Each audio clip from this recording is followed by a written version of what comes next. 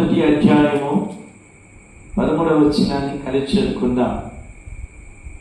యాజకులారా, గోనె పట్ట కట్టుకుని అంగలార్చుని, బలిపీఠం వద్ద పరిచర్య చేయవారులారా, రోదనం చేయుడి.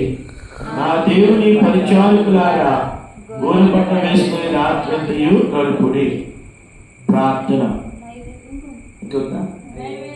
నా నైవేద్యమును పానార్పణమును మీ దేవుని మందిరము రాకుండా నిలిచిపోయెను. తండ్రి, నీ కుమారుడైన యేసుక్రీస్తు ప్రభువారి అతి శ్రేష్టమైన నామమును బట్టి వందనాలు చెల్లిస్తూ మీ పాదం ఎదుకు వచ్చాం. మీ కుమారుడైన యేసుక్రీస్తు ప్రభువారి నామములో మీరిచ్చిన సంతోషకరమైన సమయాన్ని బట్టి వందనాలు. ఈ రాత్రి దేవా కొంతసేపు ప్రార్థన చేయాల్సిన భారాన్ని బట్టి వందనాలు. ఎందుకంటే మా శక్తి చేత, మా భక్తి చేత ఈ పరిచర్య మేము చేయలేము.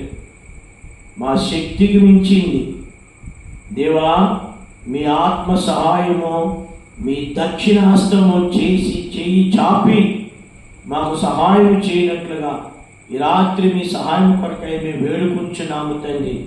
మీ పాదం ఎదుకు వస్తున్నాము తండ్రి. ఈ చదువుని లేఖన భాగం ఆస్వాదించి విరిచి మాకు పంచిపెట్టండి. మీ నోటున మాట నోటు ఉంచండి. మీ అర్చేతలను కప్పండి. నన్ను కూడా వాడుకోమని యేసుక్రీస్తు ప్రభువారి నామమును బట్టి వందనాలు చెల్లించి ప్రార్థిస్తున్నాము తండ్రి.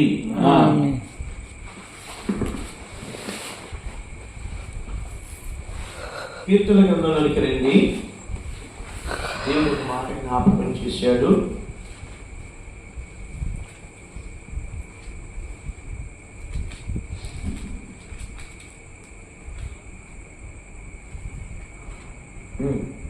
నూట 34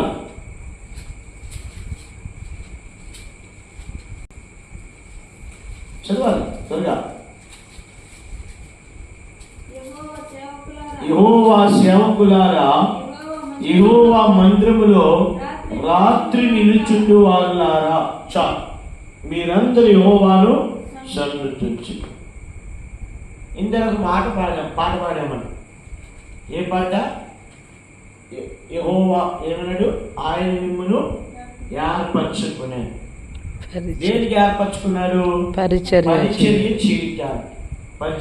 చేయటానికి. మనం కూడా అక్కడ చదివాం. ఎక్కడ? యోవేలు గ్రంథము 2వ మొదటి అధ్యాయంలో యాజకులారా, పరిచారకులారా ఏమన్నాడు అక్కడ?